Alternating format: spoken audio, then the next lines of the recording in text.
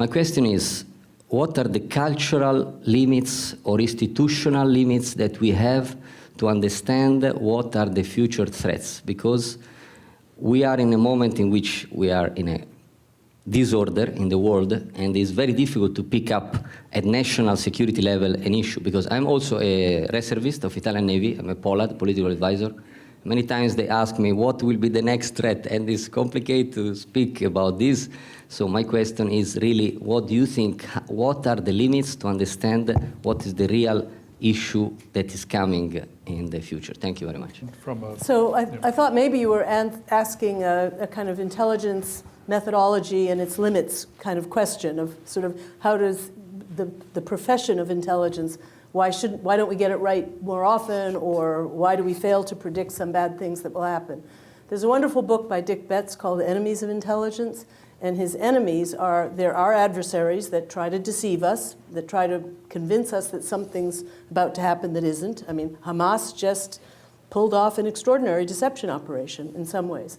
So that's one enemy of intelligence. There's the kind of cognitive biases that people have.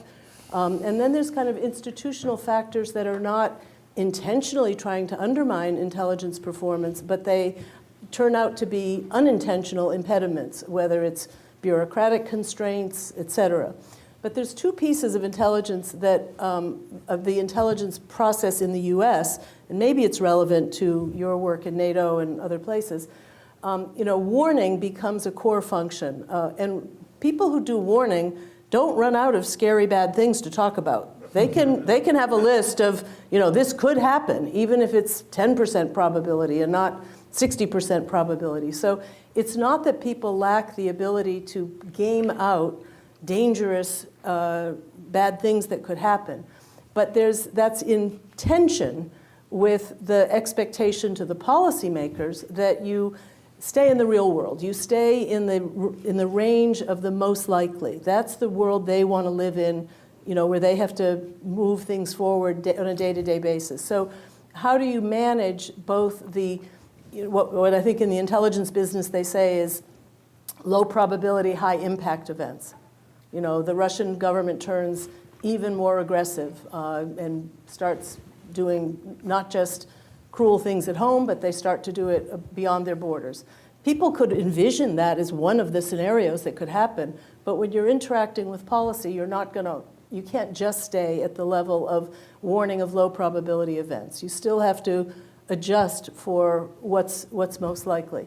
And the last point I'd make on intelligence performance of why we sometimes get it wrong is I think regional analysts have to also have good generalists in the room tempering, because the regional analysts will generally think that things will remain as they are. They have a bias towards continuity. And I think sometimes, and I have my own experiences of the regional analysts didn't see that something that was truly disruptive was about to happen. The warning analyst got it right. So that it's that tension within the art and science of intelligence that I think sometimes makes it look like, from the public's perspective, why didn't we know the Gorbachev to Yeltsin? Why didn't we know Yeltsin to Putin, et cetera? We did know, we knew a lot, and you do your best to, explain the range of possible outcomes, but there are these tensions within the methodologies of intelligence, I think. I'll add one thing to that. That makes me think that, our conversation so far and the answer to your question is about threats. What's going to happen next that's bad that we need to react to? Yeah. And that's part of the job. That's always going to be there. Sometimes we're good at it, sometimes we're not so good at it. Part of the job of the intelligence analysts, but I think also policy officials, is to explain to political leaders, here's what we think the immediate threat might be. Tomorrow, we're going to have to deal with this. Mm-hmm. But there's this trend, and we're going to have to deal with it. We have to deal with the effects of climate change, of China as a rising power, of all those issues. All that's true. But we can't lose sight of the need to identify opportunities, because in any change, it's not just a threat, there are also opportunities. And that's where policymakers sometimes need the reminder when they're in their 12th hour that day in a senior level meeting to address the immediate threat. It's like, well, let's spend a little bit of time setting up to find what we can use in this change to actually improve things in another area of policy. That's hard to do, but somebody has to remember to do it. Otherwise, you're just chasing the inbox constantly. You want to go Yeah, ahead? just a brief one. So, China will be the most important thing for 100 years, okay? So that's really important. But also now we're doing many things in the Middle East and in Europe as well. So I'm looking at, for people in the United States, CIA, for example. But it's very, very hard to see about China because in our culture, we don't know a lot about China, okay? And that's a real problem.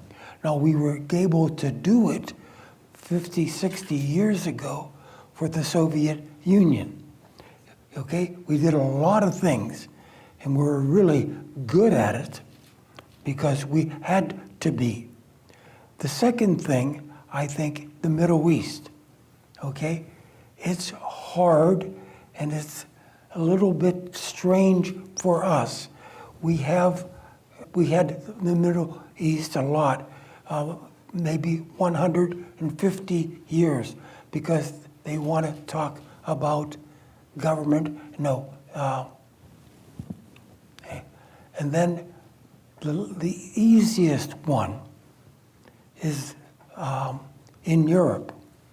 We know mostly we know all about that, okay? So I think it will be easy for that.